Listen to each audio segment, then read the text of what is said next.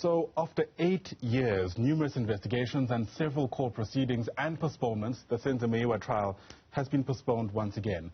Now, during a sitting on Thursday, defense lawyer Advocate Malisela Tefu, who's actually representing 4 of the 5 men who've been accused, was arrested in court just after proceedings.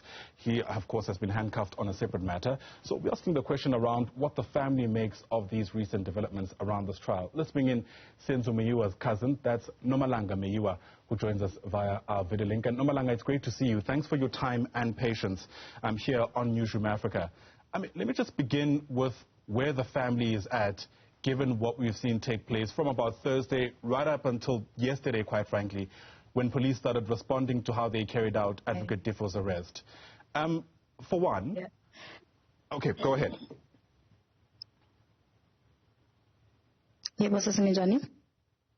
Siyaphila Nomalanga, uyasizwa?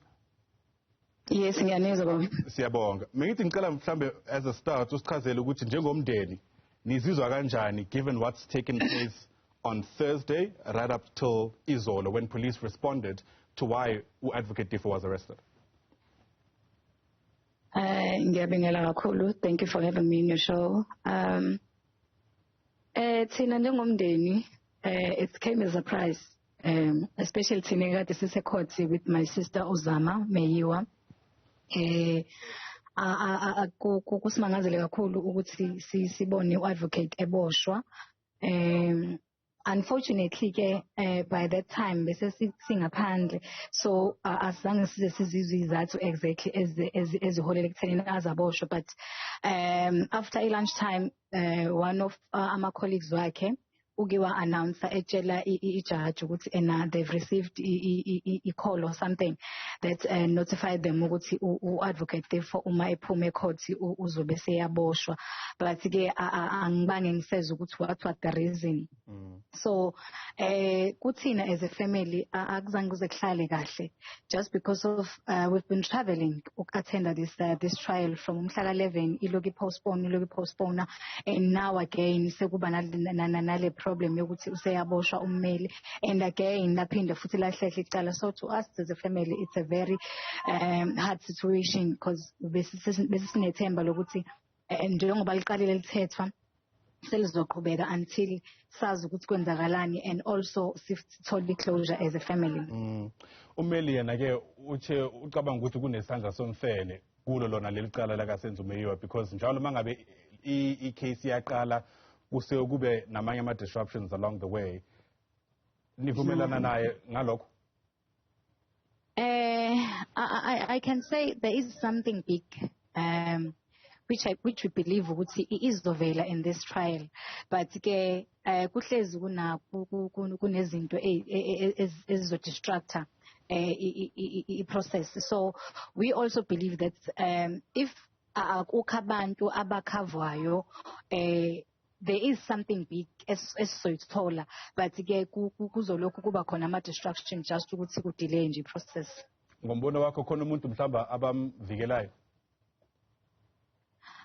I'm not gonna be angeke ngize ngibe sure ngalokho, but indlela sekwenzeka ngayo sesize sibe naleyo feeling yokuthi maybe there is someone ofihlwayo ongafanele kuvela ukuthi kahle kahle uyena mhlambe behind yonke lento, because indlela yokwenzeka ngayo manje sekusinikeza nathi ama doubts as a family ukuthi ngempela sokwesifika isikhathi whereby sithole closure and sazi ukuthi kwenzakalani okwazi kwahoyela ekutheni uSenzo abulawa. Ithemba lona njengomndeni, do you still have that hope ukuthi lizofika ilanga lapho sazi khona ukuthi kahle kahle kwenzakalani ngalola suku uSenzo bembulala? Because again zonke le gameke ezenzakala manje zenza sengathi indlela ekumele sifike kuyona izothatha isikhathi eside.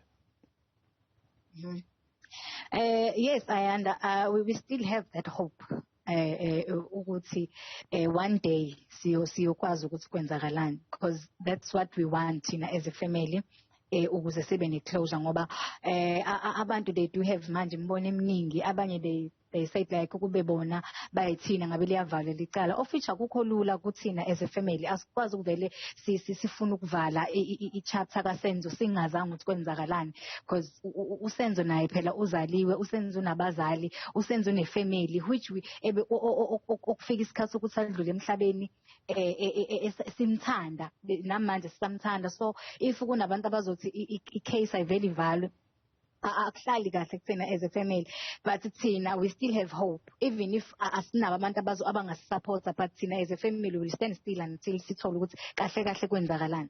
Usuthi into endabeni yabazali bakaSenzo, uma kaSenzo yena has spoken out various times. In fact, kuke kwasifika isikhathi ngempela esekhala manje efuna ukuthi kuvele ukuthi kwenzakalani ngoSenzo. Unjani yena isimo sakhe sempilo njengoba lelicala seliqhubeka liyaphambili, isimo sakhe sibe sinjani?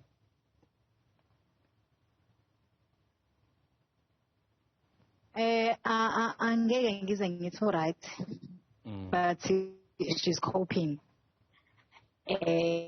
Akukho lula njengomzali ukuhlala for the past wanikela ngayo ukuthi ihambe yosebenzela izwe, but ekugcineni uma ngabe seyilimala awusatholi ukuthi kwenzakalani, and kwahamba kwaze wafika isikhathi whereby she also lost uhusband wakhe, of which naye ohambe efuna ukwazi ukuthi kahle kahle kwenzakalani ngendodana yakhe. So kuba buhlungu kakhulu kuthina, njoba ngisho nje ukuthi lama delays nje nathi asiphatha kambe manje ngoba bese sinalento yokuthi ngoba i-trial isiqalile mhlambe there is into esizoyithola nathi ephathekayo as a family esiyoba nayo esiyohlala nayo for the rest of impilo zethu ukuze sazi ukuthi kahle kahle kwenzakalani. And we also need ama-answers ukuthi if there is someone ngempela owahlela ukuthi uSenzo kabulawe, sifisa ukwazi ukuthi uSenzo wayenzeni, because uSenzo waye umuntu othanda abantu, uSenzo ube umuntu othanda ukuhleka.